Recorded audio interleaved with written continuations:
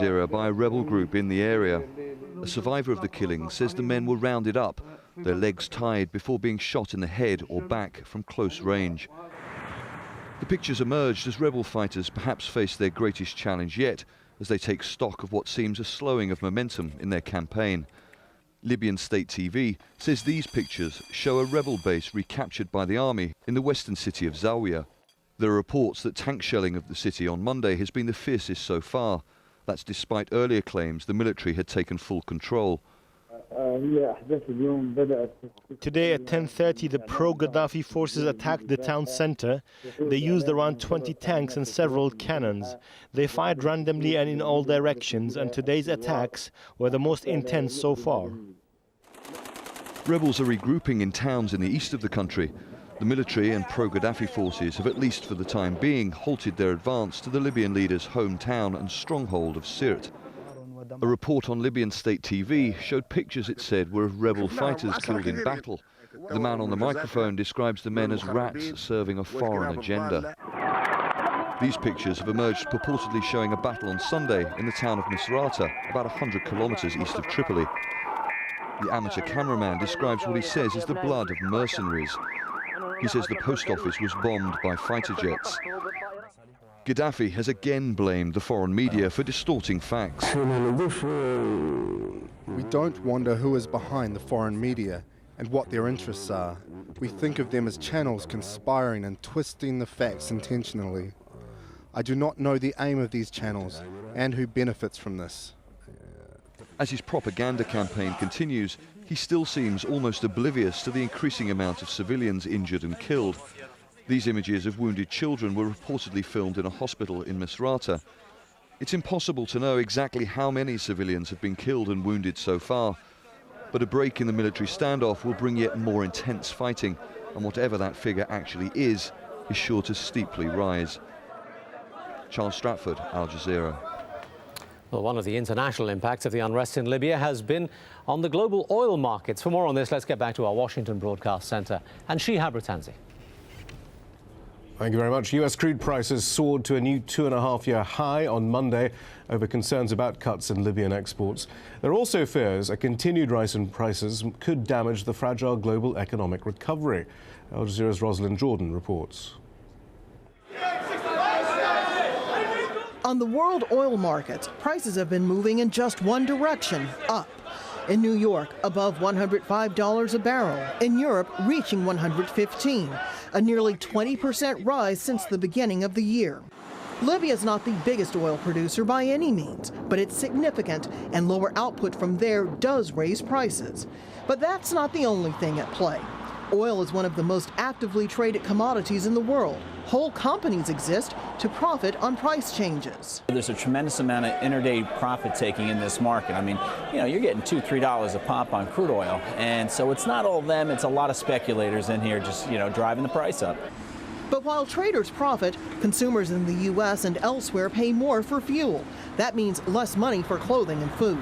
And with their fuel bills on the rise, companies are charging more for those goods. Then there's the impact on the economic recovery. Cutting back now in the United States, both on consumer demand and on investment demand, in the sense that these are factories and companies we're talking about, company demand, will slow down the recovery. Thus, the reasons for the growing pressure on President Barack Obama to sell some of the nearly 800 million barrels held in government reserve, to assure people the political upheaval across the Middle East won't affect them. The issue here is disruption. Is there a major disruption in the flow of oil? That's obviously a factor. Other reasons why oil is expensive: increasing demand from China and India. But perhaps the single biggest factor affecting prices is fear. Fear that the prices will keep going up, and fear the regional instability will spread east to the Gulf. Rosalind Jordan, Al Jazeera, Washington. In another development, the U.S. oil firm ExxonMobil has told Al Jazeera it is complying with U.S. and UN sanctions against Libya. It is now illegal for companies in the U.S. to do businesses with the Libyan government or with any government-owned corporations, such as the National Oil Council. In a surprise visit to Afghanistan on Monday, the U.S. Defense Secretary said U.S. forces are, quote, well positioned to start withdrawing in July. But Robert Gates also said that a substantial US force may be kept in place. Gates' visit came as relations between the US and Afghanistan are strained over a NATO airstrike that killed 9 children. The Afghan president, Hamid Karzai, is saying there is a timetable in place, meanwhile, for his forces to take over security duties by 2014.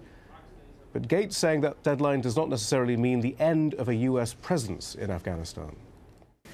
With the permission of the Afghan government, the United States, I think, is open to the possibility of having some presence here in terms of training and assistance, perhaps making use of facilities made available to us by the Afghan government. A roundup of news from the Americas later in the NewsHour, but now let's return to Taimur in Doha.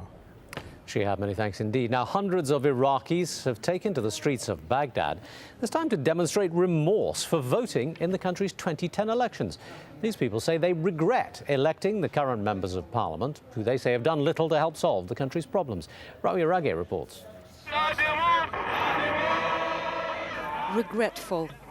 Iraqi activists marking 1 year since the country's parliamentary elections. The vote was supposed to usher the country's first ever inclusive government. Instead, it took 9 months to reach a power-sharing deal, and the cabinet still remains without a Minister of Interior or Defense. We asked the politicians, where are all the promises you made before the elections? You said Baghdad will be better than Dubai. We want basic services, electricity and water. We want jobs. We elected them. It's not like we want to bring down the government. Inspired by regional uprisings, Iraqis have been taking to the streets across the country, their demands focusing on widespread corruption and poor services. The government's heavy-handed response putting to test what was portrayed as the region's fledgling democracy. Acknowledging failure, the leader of the cross-sectarian alliance, Iraqiyya, my fear is that Iyad Allawi has told us he rejected a position created to include him because power sharing is a myth in Iraq and that protesters' demands are justified. Including ourselves, we failed really in responding to the demands and desires of the Iraqi people, and we failed miserably, all of us, in getting the country moving forward. Sectarianism, politicizing religion, unemployment, no services. The third of the Iraqi people are living under the poverty line. Many here say the very basis on which the modern Iraqi state was built is flawed. Our laws, constitution and institutions need to be fixed so as not to be based on the interests of the sectarian blocs, rather on the interests of the Iraqi people. Prime Minister Nouri Maliki has promised to look into the protesters' demands, but some say it's too little too late. They're not abandoning the streets until they